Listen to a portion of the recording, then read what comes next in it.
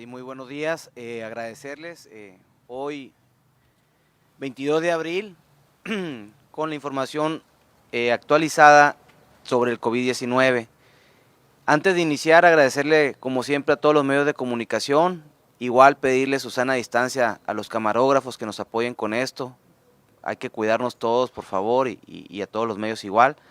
Agradecerles y a nombre del secretario Enrique Clausen, de la gobernadora Claudia Pavlovich, del gobierno, un reconocimiento a tanto los compañeros en San Luis Río Colorado que están en el frente de esta batalla, como a los médicos de diferentes municipios y estados que se han estado sumando para estar en el hospital y estar atendiendo a la población de San Luis Río Colorado.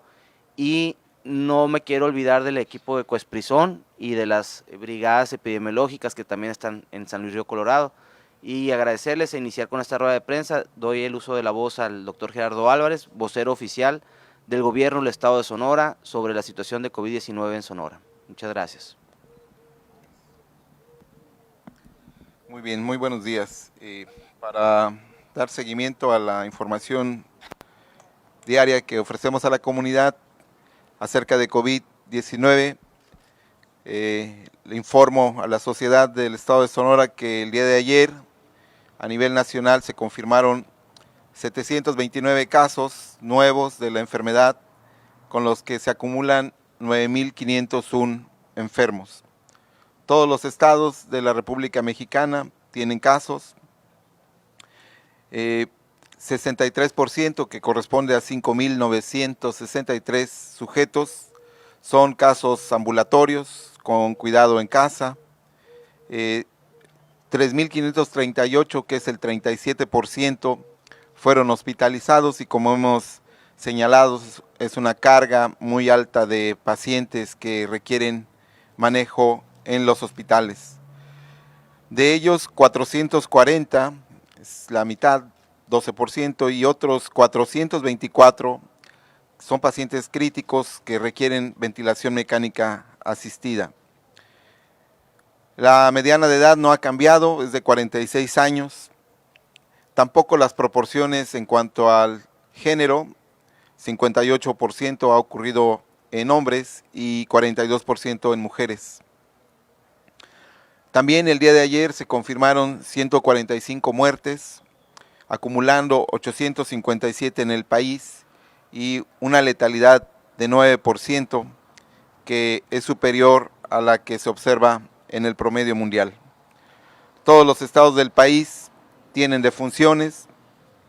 Los de mayor volumen son los siguientes: la Ciudad de México tiene 224 defunciones, Baja California, nuestro vecino, tiene 100, Estado de México 71, Tabasco 55 y Puebla 53. La edad, que es un factor muy importante para explicar el riesgo que tenemos ante la enfermedad, señala que 5 de las 857 muertes ocurrieron en personas menores de 25 años, es decir, únicamente 0,6% de las personas, de las defunciones, corresponden a este grupo de edad. Y allí la letalidad, la tasa de fatalidad, es de 1 por cada 100 enfermos. En el grupo de personas jóvenes, en edad productiva, que se encuentran entre 25 y 59 años, han ocurrido 432 defunciones y la letalidad es de 6 por cada 100 enfermos. En cambio, en las personas mayores de 60 años, que es uno de los grupos que hemos pedido que como sociedad debemos proteger por las enfermedades crónicas y por su edad propiamente, han ocurrido 420 defunciones. Esto implica que 22 de cada 100 sujetos que enferman han fallecido. Vean ustedes la diferencia respecto a los otros grupos de edad. Ya conoce la sociedad que un sujeto que tenga hipertensión, diabetes y obesidad está en mayor riesgo. En las defunciones en el país, 43% de ellos tienen hipertensión arterial, 38% tienen diabetes o tenían diabetes y 30% padecían de obesidad.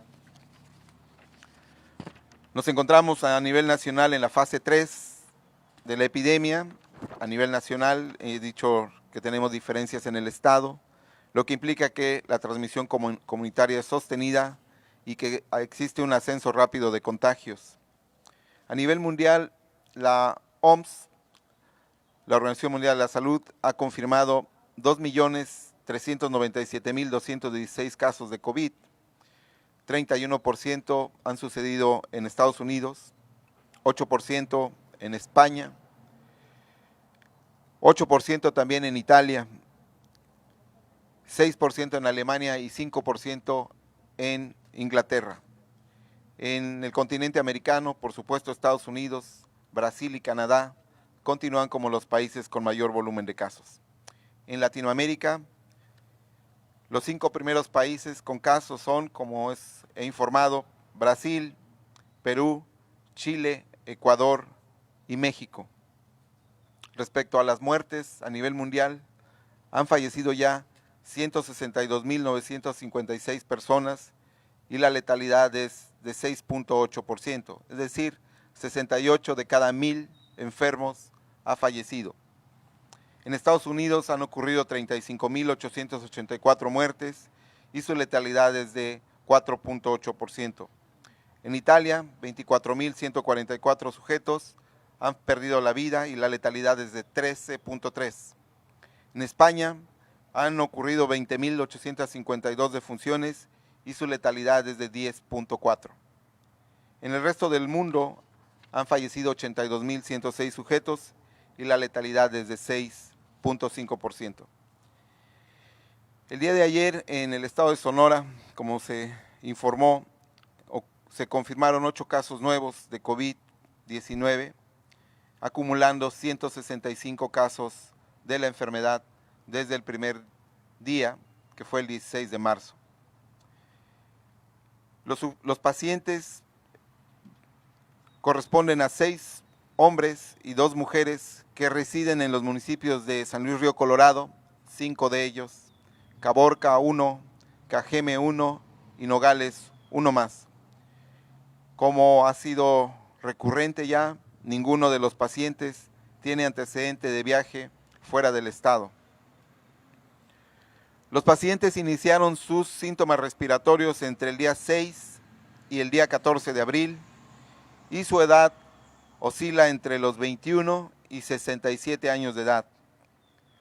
2 de estos 8 pacientes se encuentran hospitalizados y ambos presentan comorbilidades como diabetes, hipertensión y obesidad. Los restantes 6 son casos moderados que se recuperan en su domicilio y están aislados. 6 son derechohabientes del IMSS, 1 del ISSSTE y 1 de la Secretaría de Salud. El día de ayer no ocurrieron defunciones, por lo que nos mantenemos hasta el día de ayer en 17 y la letalidad es de 10%, que es superior a la media del país, que como les dije es de 9%. Con esta cifra, Sonora se ubica en la 13ª posición nacional en este rubro. 13 de los fallecimientos sucedieron en mujeres, es decir, 3 de cada 4 defunciones ha ocurrido en mujeres. En este grupo, la letalidad es de 6.3% y en la restante 4 fallecimientos han sucedido en hombres, cuya letalidad es de 5%. Las defunciones corresponden a los municipios de San Luis Río Colorado, que como saben es el municipio que tenemos con mayor carga de casos y defunciones, tiene 4 defunciones, Magdalena 3, con 2 cada uno se encuentran Sáric, Guatabampo, Hermosillo y Nogales, y con 1 cada uno se encuentran Caborca y Cajeme. 10 de las defunciones sucedieron en personas mayores de 60 años, que es una de nuestras preocupaciones más importantes, y en este grupo de edad la letalidad es de 31%. En los menores de 60 años han fallecido 7 sujetos y en ese grupo de edad la letalidad es de 5%. Un paréntesis, insisto, para hacer un llamado a toda la población de Sonora para que cuidemos a nuestras personas mayores, especialmente si ellos padecen alguna enfermedad crónica. Como hace algunos días comenté, hagamos un autocuestionario y preguntémonos si en nuestra casa hay una persona, sea mi abuelito, mi tío, mi tía, mi mamá, mi papá, que tenga más de 60 años o que presente alguno de estos padecimientos, y si nuestra respuesta es sí, hago un llamado respetuoso a la conciencia para cuidarlos. Es fundamental que protejamos a estos grupos que son más vulnerables que la población joven.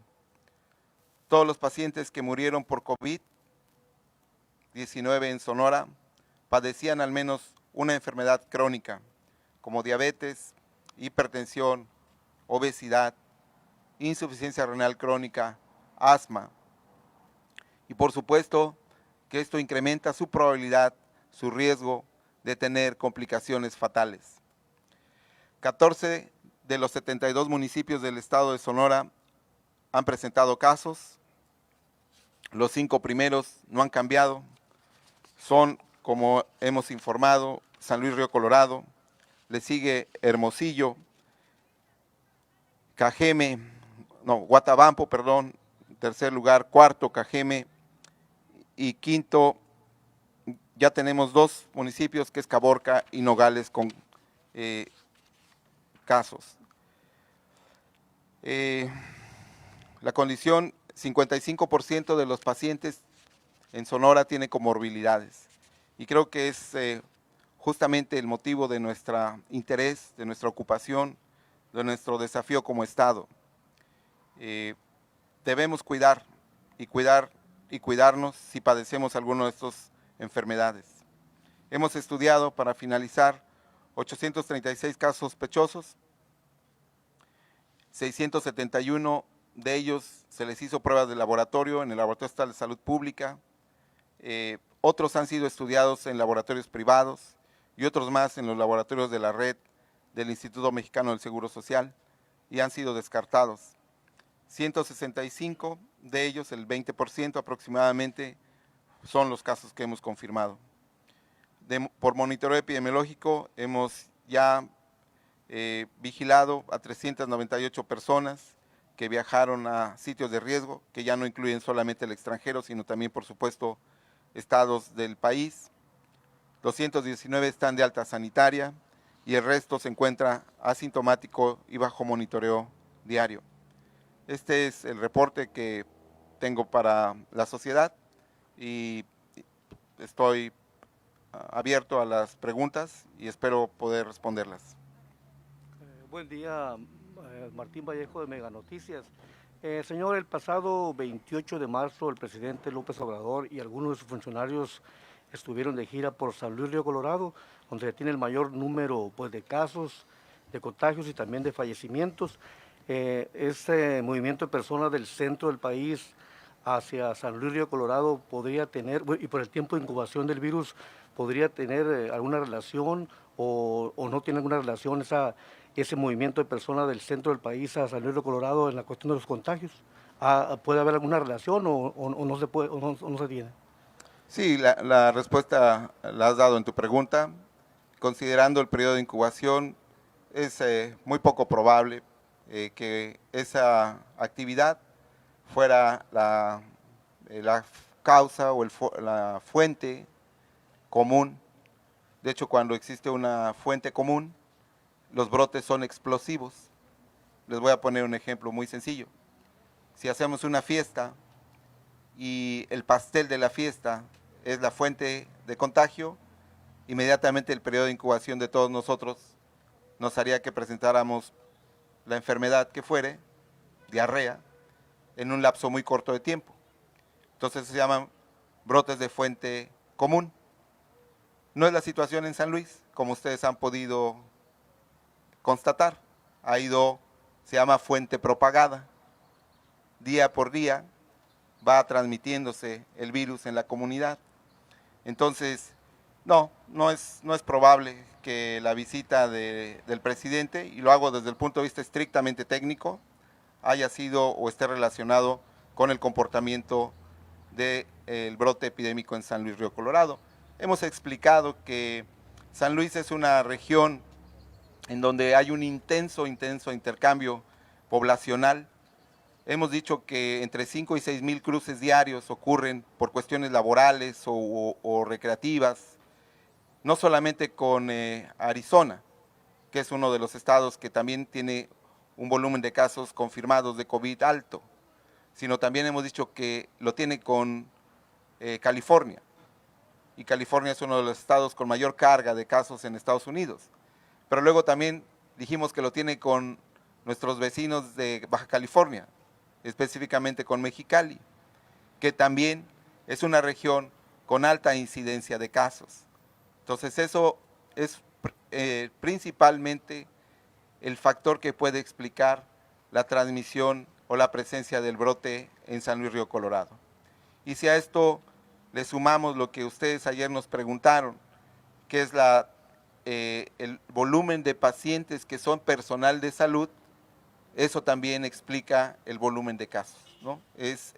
Son una suma de factores que explican, pero no es un brote de fuente común, no es que haya habido un evento único, sea político o social o de otra naturaleza, que haya conglomerado agentes. Esto es una transmisión propagada del brote.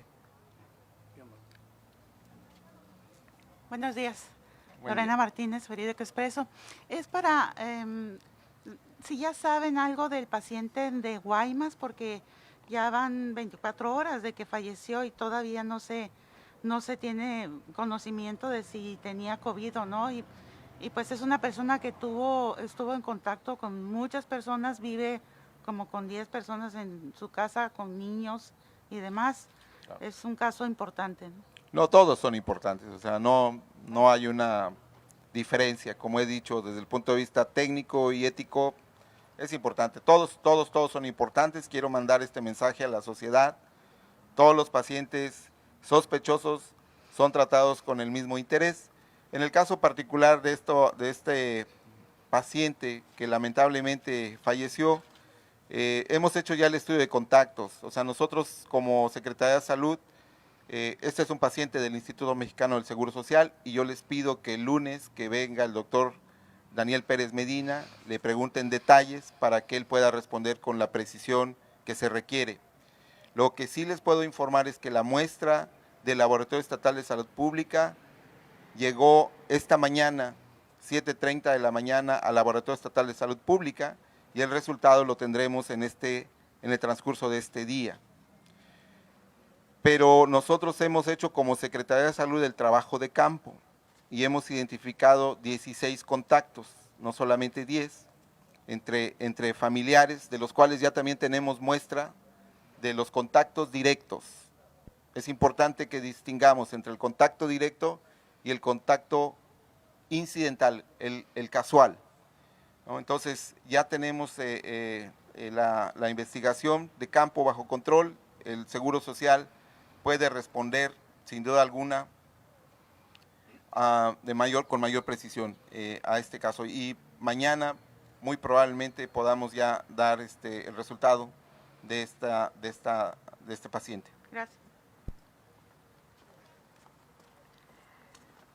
Con permiso, doctor, muy buenos días. Buen Daniel día. Sánchez. Ante algunos municipios que ya están en fase 3, hay algunos empleados del sector salud que son mayores de edad, que tienen alguna situación de riesgo, como el propio enfermero que ya falleció. ¿Se va a tomar en consideración esto para que continúen laborando este personal o son esenciales ante el avance de la pandemia? Me refiero también a las personas. Y doctor, aprovechando, la mayor mortandad en mujeres, ¿hay alguna situación ahí epidemiológica que nos pueda comentar en ese sentido?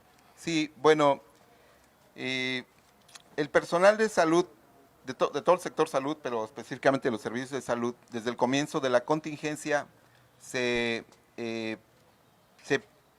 dio una instrucción a que si presentaban algún factor, sea en su salud, algún padecimiento o la edad, debían de dejar de trabajar. Y así se hizo la recomendación y la instrucción Pero también debo señalar, o sea, insisto en lo que ayer les comentaba.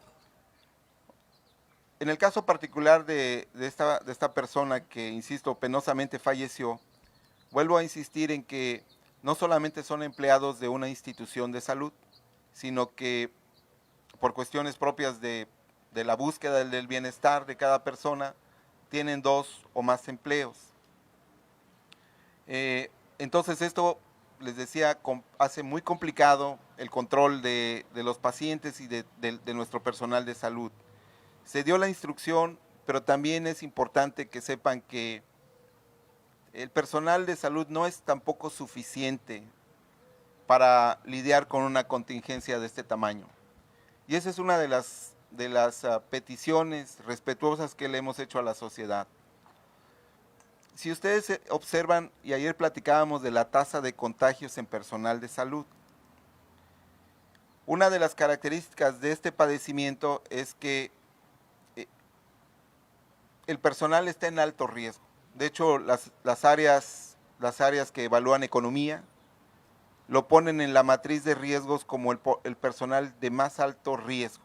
Entenderán ustedes que se expone no solamente en el manejo del paciente, sino en el contacto con superficies con las cuales está en un ambiente hospitalario. Entonces, ese personal que decide trabajar, que se enfrenta a los riesgos en el personal de salud, lo está haciendo. Evidentemente nosotros hemos priorizado, pero más o menos la población, la prevalencia de enfermedades entre personal de salud, enfermedades crónicas en personal de salud es semejante a la de la población. Es decir, tenemos una alta prevalencia de pacientes, de personal profesional que tiene hipertensión, que tiene diabetes y que tiene obesidad. Entonces eso, ayer decía, debilita mucho al sistema. Entonces, vamos a seguir intentando que sea un personal con un perfil saludable, joven, sin enfermedades crónicas, pero es bien complicado. Por supuesto que ese personal que está en riesgo, la estrategia es que no trabaje directamente con pacientes sospechosos, sino que se transfiera a áreas no críticas. Esa sería la recomendación que además yo haría a los directores de hospitales, que hagan un tamizaje al interior de su unidad, identifiquen aquella población trabajadora de salud que presenta alguno de estos factores de riesgo o por la edad, y que los ponga en áreas que no tienen que ver con pacientes COVID. Eso, por supuesto, va a disminuir la exposición de esos sujetos, ¿no? de estos trabajadores de salud. Esa fue la parte 1, ¿verdad? Y luego la pregunta, la parte 2, perdón. Las mujeres. Sí, las mujeres. Ustedes saben que también las encuestas, la encuesta nacional de salud y nutrición ha informado que el sobrepeso y obesidad en población adulta de Sonora es muy alta, y muy alta significa 77% de la población. Y dentro de esas poblaciones, las mujeres tienen una mayor prevalencia de dos condiciones, obesidad y diabetes. Los hombres, es más elevada la hipertensión en los hombres. Y hay razones biológicas. La distribución de la grasa corporal es diferente en hombres y mujeres por una condición biológica. Los hombres tendemos a agrupar la grasa visceral en nuestro abdomen, ¿sí? Aquello que nosotros como sociedad decimos, es que es porque tomamos más cerveza. En realidad es esa acumulación biológica, esa distribución de la grasa corporal. ¿Qué implica esto? Que el riesgo cardiovascular es más alto en los hombres que en las mujeres. En el caso de la distribución de la grasa corporal en las mujeres, en general tiende a ser en la parte inferior del tronco, es decir, de las caderas, muslos. ¿Me estoy explicando? ¿Qué implica eso también? Que también está asociado con una mayor prevalencia de síndrome metabólico. Entonces, es probable, todavía no hemos hecho ese análisis, al menos preliminarmente sí tengo información de que las personas que han presentado diabetes tienen 33% más probabilidad de fallecer. Pero no quiero ser en este momento puntual porque todavía nos falta incrementar el tamaño de la muestra, tener más sujetos estudiados. Pero esta sería una explicación biológica a por qué las mujeres están en este caso presentando un mayor volumen de defunciones, y está asociado a las condiciones que ya he dicho de distribución de la prevalencia de diabetes y el riesgo cardiovascular que tiene la diferencia entre hombres y mujeres. Entonces, si quisiéramos hacer todavía más preciso las medidas preventivas, sin que nos olvidemos, por supuesto, que todos estamos en riesgo, diría que hay que cuidar. Y pregúntate, joven, pregúntate, hijo, si tu mamá tiene sobrepeso u obesidad, si tiene diabetes, porque si esto ocurre, con mayor razón hay que cuidarlos y hay que distanciarnos de ellos. Muy buenos días, doctor Germán Carvajal de Azteca, Sonora. Buen día. Mi pregunta va dirigida hacia los municipios del oriente, las zonas serranas sobre todo, Sí. ¿no? Que son los municipios donde no se han presentado casos. Inclusive en el mapa nacional los colocan como los municipios verdes, y es por eso que la ciudadanía pues se ha bajado un poquito la guardia, sobre todo en esos lugares.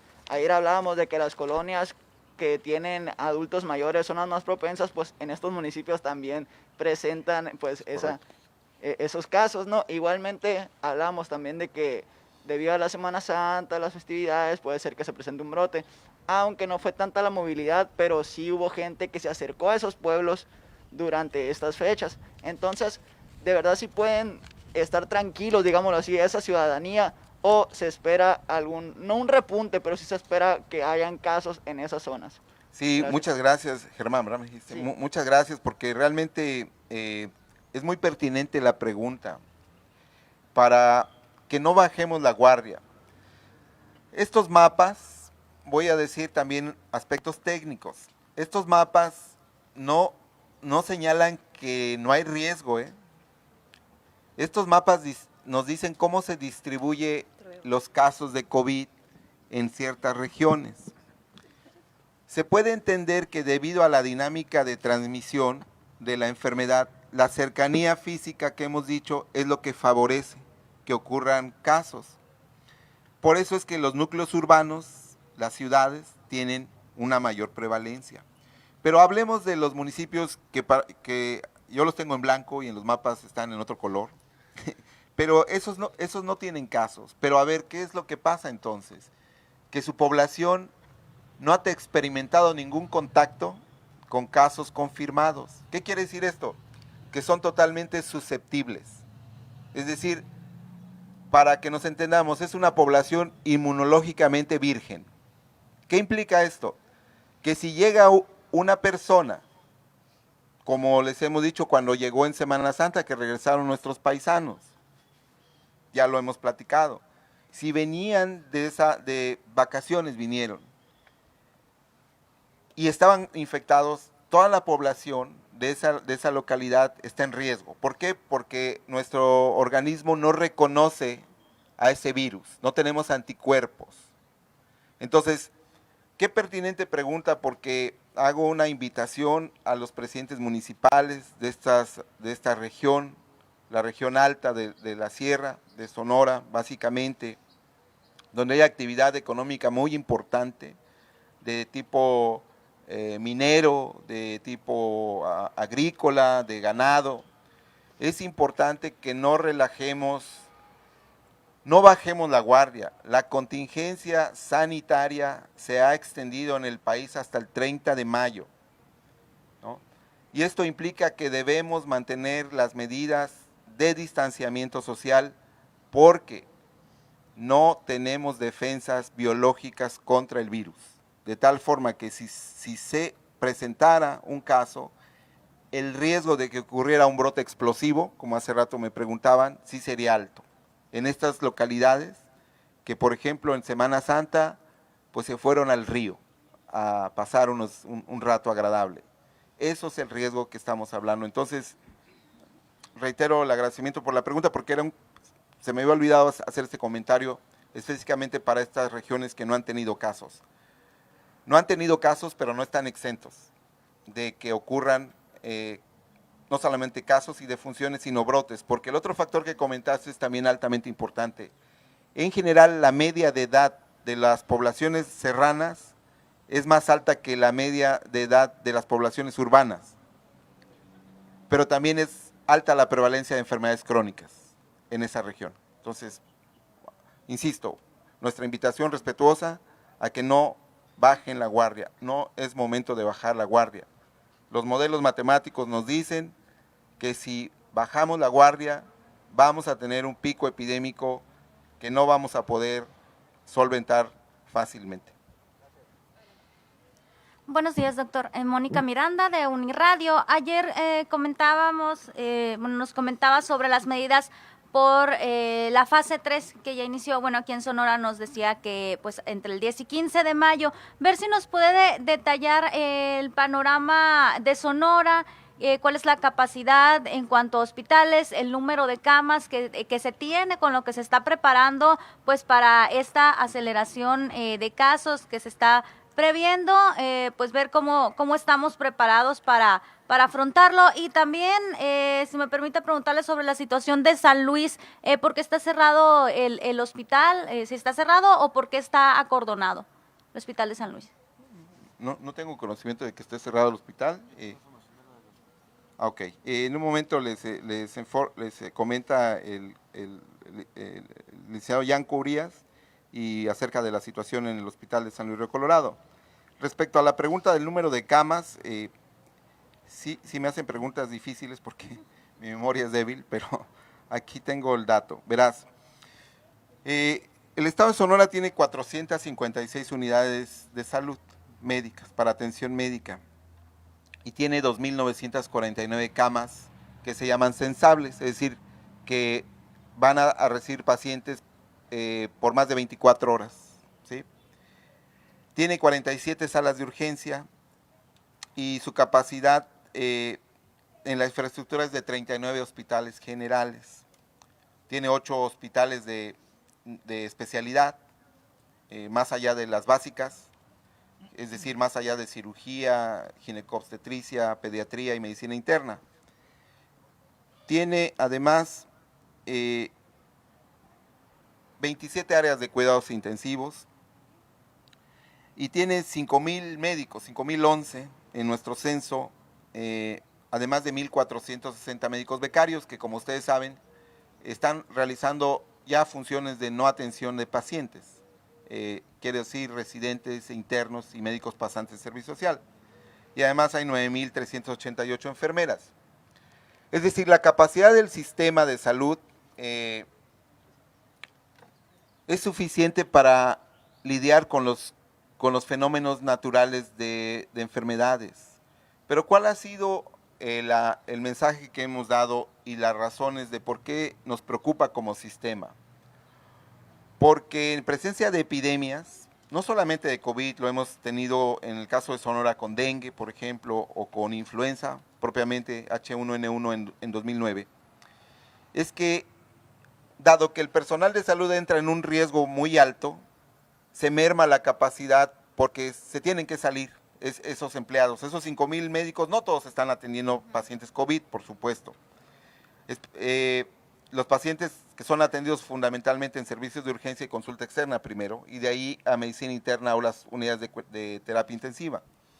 Pero el problema es que esta capacidad de 2.949 camas y los ventiladores que tiene la Secretaría de Salud, 143, en realidad no son suficientes porque el paciente requiere cuidados muy complejos. La media de los pacientes que hemos tenido hospitalizados es 12 a 15 días. Entonces sí ocupan mucho tiempo. Y entonces lo que se ha tratado de hacer con todas estas medidas de contingencia es que no se formen cuellos de botella en los hospitales, que haya la capacidad de que se puedan usar y que no haya conflictos porque no quepan en ese lugar. Yo les he dicho, creo que lo expresé en alguna de las ruedas de prensa, esta capacidad de los hospitales tiene fases, decíamos la reconversión de áreas, salas que están destinadas para atención de pacientes rutinarios, se transferirían esos pacientes a otros hospitales, que por cierto tiene que ver con una de sus preguntas también de cómo participaría la red de hospitales privados. Y la red de hospitales privados, hasta el momento, los acuerdos es que atiendan a esos pacientes de parto, de control diabético. Si ese hospital privado desea recibir a pacientes COVID, lo haría, pero en principio el acuerdo nacional es que esos hospitales privados atiendan a pacientes que los hospitales públicos deberían sacar para atender a pacientes COVID. Es decir, imaginen aquí el Hospital General, las salas de cirugía, los pacientes con diabetes que no tengan ninguna relación con COVID podrían ser trasladados a otros hospitales, incluidos los hospitales privados, que yo les decía, corresponde a la fase 5. ¿Recuerdan? La fase 4 decía la intervención de del personal de Sedena para fortalecer la capacidad médica en caso de que ya no hubiera médicos para atender a pacientes en los hospitales COVID. La fase 5 sería que los hospitales privados entrarían a apoyar, y la última fase, decíamos, era buscar espacios no sanitarios como gimnasios, arenas, para que sirvieran para hoteles, para que sirvieran como áreas de atención de pacientes. Yo tengo totalmente la convicción de que no vamos a llegar a esos escenarios en Sonora, sí nos mantenemos en el quédate en casa. El distanciamiento social es fundamental. Gracias.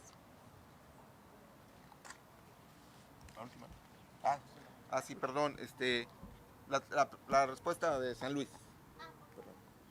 Sí, buenos días. El lunes pasado estuvimos en San Luis Río Colorado, estuvo el secretario Enrique Clausen, estuvo el secretario David Anaya por instrucciones de la gobernadora Claudia Pavlovich. Ayer, en efecto, salió una nota donde informaban de una situación extraña en el hospital de San Luis Río Colorado. Quiero confirmarles e informarles que el hospital de San Luis Río Colorado se encuentra abierto. En efecto, solicitamos el apoyo de la Guardia Nacional por parte del secretario Enrique Clausen para que pudiera resguardar y crear un cerco sanitario en el hospital para cuidar sobre todo el ingreso de personas que no tienen por qué ingresar. Se han tomado medidas extraordinarias con protocolos que se han estado estableciendo en el hospital. Se encuentra operando, no se ha cerrado el hospital, y también quiero reconocer el apoyo de la Guardia Nacional, queremos reconocer el apoyo del presidente municipal, Santos González Yescas, el apoyo de la Secretaría de Salud y la gobernadora, que ha dado indicaciones a todas las secretarías de apoyar la situación en San Luis Río Colorado. Se encuentra un un escuadrón que se mandó para allá, el cual se va a especificar más tarde el número de cuántas personas están allá, pero quiero informarles que hay médicos generales, que hay un equipo de enfermería, que hay un grupo de paramédicos, que hay un grupo de médicos con especialidades, los cuales se han sumado a los compañeros de San Luis Río Colorado. El hospital está abierto, está funcionando, cuenta con insumos y estamos seguros que vamos a salir adelante de esta con el apoyo de todos. Y recalcar que el trabajo en equipo en San Luis Río Colorado se está fortaleciendo aún más, y estamos en comunicación directa a las autoridades de la Secretaría de Salud con el ayuntamiento y con todas las autoridades pertinentes de ese municipio, ¿no? Entonces, el hospital está abierto, cuenta con los insumos y estamos trabajando 24 horas en San Luis Río Colorado. Doctor, En redes sociales, ahorita que comentaba lo de los pueblos de la sierra, se ha comentado que, por ejemplo, en lugares como Huachinera vienen pues los paisanos, llega gente de Tucson, llega gente de Phoenix, también en Nacosari y otros lugares de esa zona. Ahorita comentó también de que gran parte de los factores que han intervenido en San Luis Río Colorado, pues es el movimiento de personas. En ese sentido, podrían sugerir ya en la entrada, pues ya que entró el país en una fase 3, cerrar definitivamente las fronteras. Sería una de las opciones para poder detener pues la cantidad de contagios. Y también si van a acreditar laboratorios o ya tienen laboratorios acreditados para hacer las pruebas en diferentes áreas del estado. Bueno, respecto al cierre de fronteras, no es facultad del Estado hacer cierre de fronteras, es una facultad federal. Lo que yo creo es que cada ayuntamiento tiene además esta facultad de establecer estrategias. Ustedes saben que ayuntamientos, por ejemplo, de la región serrana le llamaron toque de queda a ciertas acciones para limitar la movilidad poblacional. Lo que se pretende y se ha pretendido y hasta el último día se va a hacer es tratar de respetar al máximo posible las garantías individuales. Y una de las garantías individuales es el libre tránsito, ¿no? No se ha tomado la decisión, el Consejo Estatal de Salud no ha tomado la decisión ni la recomendación de cerrar fronteras. Les voy a decir una razón técnica. Los modelos matemáticos señalan que si hubiera una efectividad ya en transmisión comunitaria, como tenemos ahorita, si tuviéramos una efectividad de 99.9 cerrando las fronteras de cualquier región, imagínense hipotéticamente que todos los municipios de Sonora deciden cerrar sus fronteras. Dicen, no, aquí no pasa nadie, ni sale nadie. El ejemplo es, por ejemplo, el crucero Princess en Japón. Se hizo esa estrategia. El resultado es que Japón tiene un brote, igual. O sea, no se pudo contener. Entonces, en esos modelos, lo que se ha observado es que solamente reducen 25% de la carga de un brote, pero no terminan por evitar la presencia de casos y todo esto.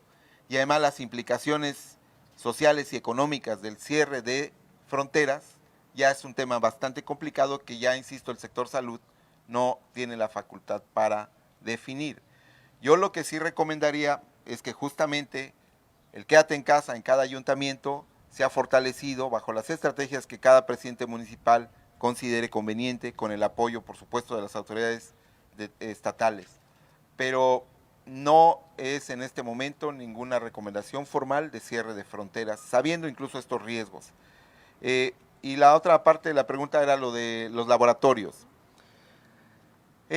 Ustedes saben que el Estado de Sonora no tiene facultad para acreditar laboratorios. Quien lo tiene es el Instituto Nacional de Diagnóstico y Referencias Epidemiológicas, que es el INDRE. Ellos hace 2 o 3 días, 3 días para ser exacto, actualizaron su lista de laboratorios auxiliares acreditados. Y en esa lista de laboratorios auxiliares acreditados hay uno en Sonora que aparece ya y que está en esta ciudad. Bajo esta circunstancia yo siempre he insistido que el sustrato de estas intervenciones es sinérgico. Si no hemos descalificado ninguna intención de ayudar. Lo que hemos tratado es de que todos vayamos sobre un mismo carril y que la calidad de nuestras intervenciones garantice el máximo beneficio posible, reduciendo el riesgo, que ese es un principio de la bioética. No puedo intervenir si el riesgo que produzco es mayor que el beneficio. Regresando a los laboratorios, hay muchos laboratorios que tienen la voluntad de apoyar, pero deben acreditar su proceso para garantizar que el paciente que vaya a solicitar atención privada, que además el costo es alto de la prueba, ¿no? digo, los que han ido a hacerse de la comunidad saben que es alto el costo, tengan la garantía de que es una prueba acreditada. Entonces en Sonora no podemos acreditar, pero sí les digo que ya, además de San Luis, que tenía laboratorios que, como comenté, estaban mandando muestras al México, Guadalajara y otros laboratorios en Mexicali, ya en Sonora, en la lista de hace 2 o 3 días, aparece un laboratorio acreditado. Por allá hay otro que tiene un costo muy bajo, no voy a decir el nombre, que está acreditado, está en la lista de laboratorios auxiliares, pero específicamente está acreditado en 2 lugares, en la alcaldía de Coyoacán y en Culiacán, Sinaloa. Pero el que está en Hermosillo no está acreditado. ¿Me explico? Entonces, aunque haya una acreditación para la franquicia, se hizo la especificación de cuáles franquicias eran las que estaban acreditadas y en ese momento, hasta el momento, no aparece todavía en la ciudad de Hermosillo. ¿Puede decir cuál es el laboratorio que se acreditó? No, prefiero que... sí, seguramente ustedes lo pueden localizar. Prefiero no hacer distinciones, si me lo permiten, por cuestiones éticas, para no hacer tampoco ninguna sesgo que favorezca a uno o a otro laboratorio. Entonces, pero seguro lo pueden averiguar ustedes. Muchas gracias, ¿les parece? Muchas gracias. Buen día.